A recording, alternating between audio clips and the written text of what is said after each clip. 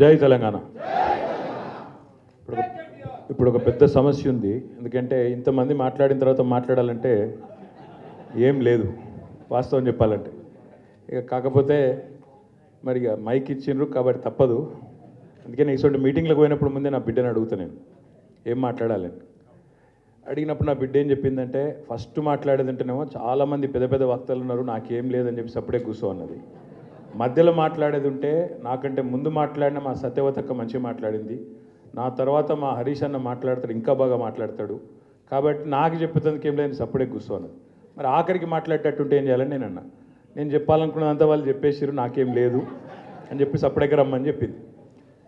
ఇలా నా బిడ్డ అమెరికా పోతుంది రాత్రి, కాబట్టి పోయి కలవాలి, ఎక్కువసేపు తీసుకోను, కేవలం ఒక 5 నిమిషాలు. ముందుగా పెద్దలు గౌరవనీయులు శాసన మండలిలో ప్రతిపక్ష నాయకులు కేసీఆర్ గారికి 2001వ సంవత్సరం నుంచి ఈ రోజు దాకా ఒక సోదరుడిగా అండగా ఉన్న పెద్దలు గౌరవనీయులు మస్సునాచారి గారికి, గౌరవనీయులైన మరి పెద్దలు మాజీ మంత్రివర్యులు మస్సునాచారి గారితో పాటు ఆనాడు పార్టీ వ్యవస్థాపకుల్లో ఒకరు, ఈరోజు ఇప్పటిదాకా అద్భుతంగా ఉద్విగ్నంగా మిమ్మల్ని అందరినీ కూడా మరి ఒక ట్రాన్స్లోకి తీసుకునే విధంగా ప్రసంగించిన గౌరవనీయులు పెద్దలు మాజీ మంత్రివర్యులు హరీష్ రావు గారు, కౌన్సిల్లో డిప్యూటీ చైర్మన్ పెద్దలు బండా ప్రకాష్ గారు, మా అక్క ఇప్పుడే ఒక్కసారి నిరాహార దీక్ష సందర్భంగా జరిగిన ఆనాటి పరిస్థితులను మా అందరికీ గుర్తు చేసిన శ్రీమతి సవితా ఇంద్రారెడ్డి గారు, మా అన్నగారు పెద్దలు మొహమ్మద్ మహమూద్ అలీ గారు, आप भी आजकल ज़बरदस्त तकरीर कर रहे हैं, आप पूरा मूड में आ गए,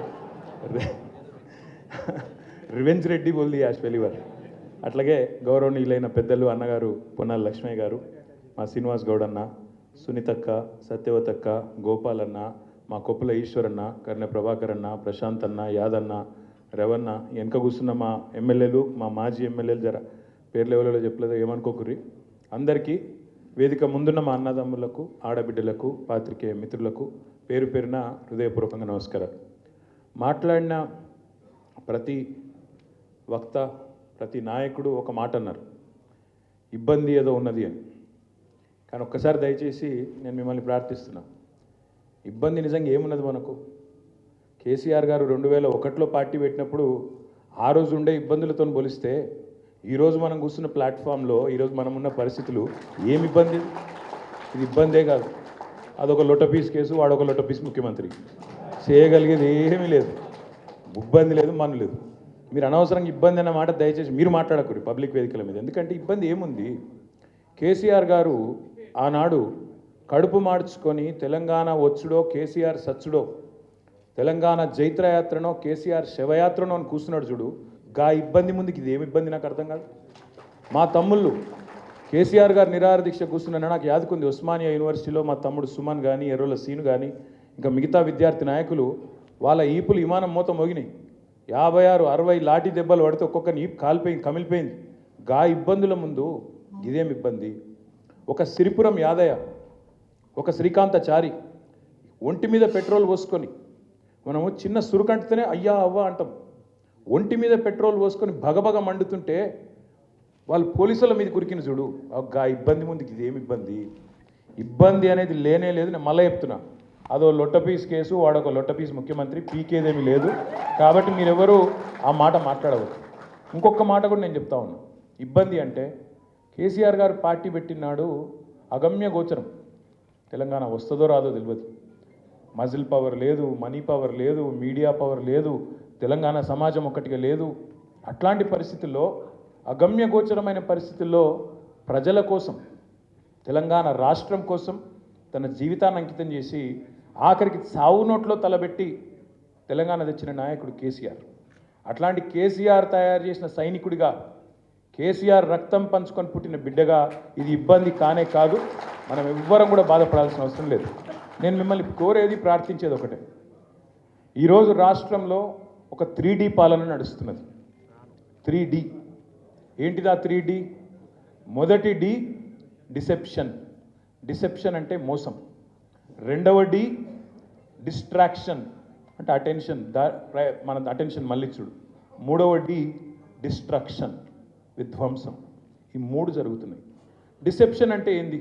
ఇప్పుడు హరీష్ రావు గారు చెప్పారు, హేమంత్ సోరెన్ గారు మొన్ననే గెలిచిండు జార్ఖండ్లో, కానీ నిజాయితీ గల నాయకుడు కాబట్టి, నిజాయితీ గల బిడ్డ కాబట్టి, జార్ఖండ్ రాష్ట్ర ఏర్పాటు కోసం వాళ్ళ నాన్నగారు శిబు సోరెన్తో పాటు కొట్లాడిన బిడ్డ కాబట్టి, ఆ ప్రజల మీద ప్రేమ ఉంది కాబట్టి, ఆ రాష్ట్రం మీద ప్రేమ ఉంది కాబట్టి, నిజాయితీ ఉన్న ఒక గిరిజన బిడ్డ కాబట్టి, ఇచ్చిన మాట నిలబెట్టుకోవాలనే సోయున్నోడు కాబట్టి వెంటనే 2500 ఇస్తాడు మొదటి నెల నుంచి. అది నిజాయితీ. అదే మరి రేవంత్ రెడ్డి ప్రభుత్వం ఏం చేస్తున్నది? మీరు చూడండి ఎంత దారుణం అంటే, మోసం ఎట్లుంటుందంటే, ఒకటేమో 6 గ్యారంటీలు, అఫిడవిట్లు, దేవుళ్ళ మీద ఒట్లు, ఇవన్నీ మీకు తెలుసు. నేను చెప్పా, నిన్న చూసిన నేను టీవీలో, జాతీయ టీవీలో ఆజ్ తక్ అనే టీవీ, కాంగ్రెస్ యొక్క అధికార ప్రతినిధి ఆమె ఉంటుంది, పెద్ద మనిషి ఒక ఆమె, సుప్రియానో శ్రీప్రియానో, ఆమె చెప్తున్నది నిన్న, జాతీయ మీడియాలో కాంగ్రెస్లో మోసం ఎట్లుంటుందో చెప్తుంది. మరి మీరు మళ్ళా ఢిల్లీలో మాటిస్తుండ్రు, మహిళలకు ఏదో ప్యారీ బెహనా స్కీమ్ అని పెడుతుండ్రు, నెలకు 2500 ఇస్తామంటుండ్రు, ఎక్కడన్నా ఇచ్చిండ్రా ఇది వరకు అని అడిగింది ఆమె. అడిగితే ఆమె ఏమంటది ఎరికేనా?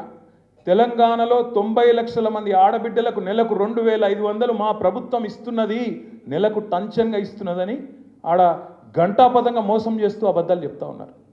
మరి ఇంతకంటే మోసం, ఇంతకంటే దగ ఉంటుందా? అంటే ఇక్కడ ఇయ్యనిది ఇచ్చినట్టు, ఉన్నది లేనట్టు, ఏదో ఒక ఊహాజనితమైన మోసపూరితమైన ప్రపంచ నిర్మాణం చేయడం. ఇక రెండోది విధ్వంసం. నిజంగా మనకున్న ఇబ్బంది ఏ పాటి ఇబ్బంది? ఇక్కడ హైదరాబాదితులు వచ్చి ఇల్లు కోల్పోతుంటే ఏడ్చిలు చూడు, వాళ్ళ ఇబ్బంది ముందు మనది ఏమి ఇబ్బంది? ఇవాళ లగచర్లలో రైతులు భూములు ఇవ్వకపోతే తీసుకుపోయి 40 రోజులు గిరిజన రైతులను జైల్లో పెట్టిన చూడు, వాళ్ళ ఇబ్బంది ముందు మనది ఏమి ఇబ్బంది? కాబట్టి వాళ్ళ ఈ ప్లాట్ఫామ్లో మన పార్టీ 25వ సంవత్సరంలో అడుగుపెడుతున్న ఈ సంవత్సరంలో మనకి ఇదేం పెద్ద ఇబ్బంది కాదు. కేసులు అనేది అసలు ఇష్యూయే కాదు. మనం చేయవలసింది ఈరోజు ఒకటి, జనవరి 8వ తారీఖు ఈరోజు. ఇంకా సంవత్సరం మొత్తం మనం ముంగటుంది. ఇంకా 360 రోజులు, దాదాపు 358 రోజులు మనం ముంగటున్నాయి.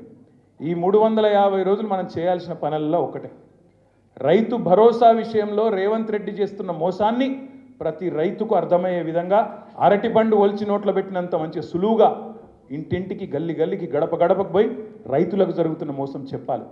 ఎట్లా రేవంత్ రెడ్డి ప్రభుత్వం ఒక్కొక్క ఎకరానికి 17,500 రూపాయలు రైతులకు బాకీ ఉన్నదో బరాబర్ చెప్పాలి. 2 సార్లు అసలు రేవంత్ రెడ్డి ప్రభుత్వం వచ్చిన తర్వాత ₹1 కూడా రైతు బంధు ఇయ్యలే, ఒక్క పైసా కూడా ఇయ్యలే. అది వరకు హరీష్ రావు గారు ఫైనాన్స్ మినిస్టర్గా మొత్తం మనం పైసా కూడబెట్టి ఎన్నికలకు ముందు రైతు బంధు వేద్దామని చెప్పి 7,600 మనం ఖజానాలో పెడితే ఉత్తరం రాసి ఆపిండు రేవంత్ రెడ్డి. ఎలక్షన్ కమిషన్కు ఉత్తరం రాసిండు, రైతు బంధు ఇస్తే ఓట్లు ప్రభావితం అయితే ఇయ్యద్దు అని. అప్పుడు ఎలక్షన్ కమిషన్ ఆపింది. అదే పైసలు మనం కూడబెట్టిన పైసలు, మన ప్రభుత్వంలో మనం ట్రెజరీలో పెట్టిన పైసలు 4 నెలలు సతాయించి నాట్లు వేసేటప్పుడు పడాల్సిన పైసలు ఓట్లు వేసేటప్పుడు వేసిండు ఎలక్షన్లలో. అది తప్ప ₹1 కూడా రైతుకి ఇచ్చింది లేదు. ఇక రుణమాఫీ విషయం మీకు తెలుసు. రుణమాఫీ అంతా మోసం. ప్రతి దేవుని మీద ఒట్లు పెట్టిండు, కనబడ్డ దేవుళ్ళందరి మీద ఒట్లు పెట్టిండు, కానీ ఇంతవరకు రుణమాఫీ కాలే. మొన్న అసెంబ్లీలో అడిగిన నేను, పోదాంపా మరి మీకు కొండారెడ్డిపల్లె పోదామా, కొడంగల్ పోదామా, ఒక్క దగ్గర నన్న 100% రుణమాఫీ అయిందని చెప్పి రైతులు చెప్తే రాజకీయ సన్యాసం తీసుకొని రాజీనామా చేసి ఆడికెళ్ళి పోతామని చెప్పినాం. కానీ కుయ్యి లేదు, కయ్యి లేదు. ఎందుకంటే ఆయనకు కూడా తెలుసు, పోని పాపం ఆ పార్టీలోకి అబద్ధాలు చెప్పుట్ల ట్రైనింగ్ అన్న చక్కగా ఇచ్చినట్టు అది కూడా ఇవ్వలేదు.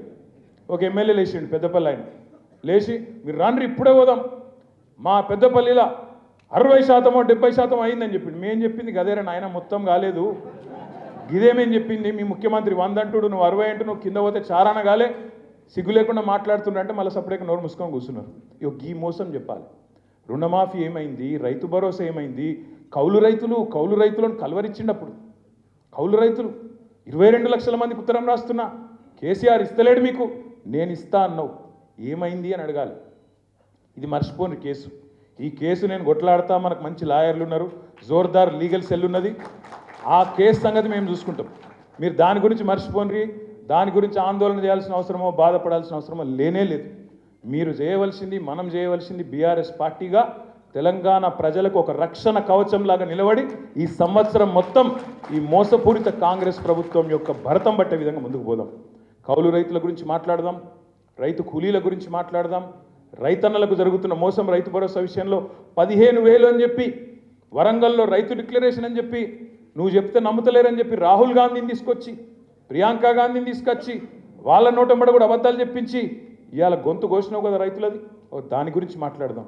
ఉద్యోగస్తులకు ఇవాళ భూమితోని సంబంధం కట్ చేస్తున్నావు. ఉద్యోగస్తుడైతే ఆయన కట్ చేయన్న వెంటనే రైతు బంధు. ఆయన మరి రైతు బిడ్డ కాదా? రైతు బిడ్డకు రైతుతోని భూమితో సంబంధం కట్ చేస్తావా? వాళ్ళ అమ్మనో నాయననో చేస్తున్నారు వ్యవసాయం, నీకేం వచ్చింది? కట్ చేస్తా అంటాడు. రుణమాఫీ ఇవాళ ఎక్కడ కూడా ఏ ఊరికన్నా పోదాం, చారాననో 30 పైసలు అయింది, ఇంకా 70 పైసలు బాకీ ఉన్నాడు, చేస్తలేడు. అందులో కూడా మళ్ళీ కటింగ్లు పెడుతున్నాడు. ఉద్యోగులకు పిఆర్సీ లేదు. ఇప్పుడే నేను చూసిన ఇక్కడికి వచ్చినప్పుడు నేను హరీష్ రావు గారు ఒక ఏఎస్ఐ మహబూబ్నారాయణ, ఆయన పేరేందో సాదిక్ ఖాన్ ఏదో ఉంది, ఖాన్ సాబ్ సాదిక్ అలీ, ఆయన ఇప్పుడే ఒక వీడియో పెట్టిండు. పాపం రిటైర్ అయిందట, 8 నెలలు అయిందట, బుడ్డ పైస వస్తలేదు, పెన్షన్ వస్తలేదు, సత్యపిక్తున్నా, నేను పోతున్నా, రేవంత్ రెడ్డికి వీడియో పెడుతున్నా అని చెప్పి ఆత్మహత్య చేసుకుంటున్నాను ఇప్పుడే వీడియో పెట్టిండు. ఒక ఇట్లాంటి పరిస్థితి ఉన్నది ఇలా పెన్షనర్ల పరిస్థితి గది, ఉద్యోగుల పరిస్థితి గిది. మళ్ళా ఇవాళ అన్నీ ఉండగానట మీదికెళ్ళి ఒక్క అమలు చేసింది లేదు ఒక్క హామీ. ఇప్పుడు హరీష్ రావు గారు ఒక మంచి మాట చెప్పినారు, అప్పులు అప్పులు అప్పులు అని తప్పుడు కూతలు కూర్చుండు. ఒక గది చెప్దాం. అప్పుల పేరిట చేసిన తప్పుడు ప్రచారం ఆనాడు మేడిగడ్డకు పర్రే పడ్డది అన్నాడు. మేడిగడ్డకు పర్రే నేను మొన్న చెప్పినా మళ్ళీ చెప్తున్నా, మేడిగడ్డ ఈరోజు ఒక పెద్ద భూకంపం వస్తే కూడా తట్టుకొని బ్రహ్మాండంగా నిలబడ్డది. 28 లక్షల క్యూసెక్కుల వరద వస్తే కూడా తట్టుకొని నిలబడ్డది. ఇవాళ పడ్డది పర్రె మేడిగడ్డకు కాదు, నీ పుర్రెకు పడ్డది. నీకు బుద్ధి లేదు, నీకు ప్రభుత్వం నడుపుడు చేతనైతే లేదు, దాన్ని రిపేర్ చేసి యాసంగికి నీళ్ళు ఇచ్చే తెలివి లేదు. దాని మీద మాట్లాడదాం. యాసంగి పంటకు రైతులకు చివరికి అటు కిందికి కోదాడకు, సూర్యాపేటకు, తుంగతుర్తికి, మా డోర్నకల్కు అక్కడికి నీళ్ళు వస్తలేవన్న మాట గది మాట్లాడదాం. అంతేగాని ఈ కేసు దీని గురించి ఏందో ఆందోళన, దీని గురించి ఇబ్బంది ఏమీ లేదు. బ్రహ్మాండంగా కొట్లాడదాం, సుప్రీంకోర్టుకు పోదాం, ఇంకో కోర్టుకు పోదాం. మనం తప్పు చేయలేదు. తప్పు చేయనప్పుడు ఎవ్వడికి భయపడే అవసరం లేదు. బరాబర్ న్యాయ పోరాటం చేద్దాం. హైదరాబాద్ ప్రతిష్ట పెంచడానికి, తెలంగాణ ప్రతిష్ట అంతర్జాతీయంగా ఇనుమడింపజేయడానికి ప్రయత్నం చేసినాం తప్ప ఒక రూపాయో అర పైసనో ఇందులో అవినీతి లేనే లేదు. కాబట్టి ఎవ్వరు ఏమన్నా మీరు పట్టించుకునే అక్కర్లేదు.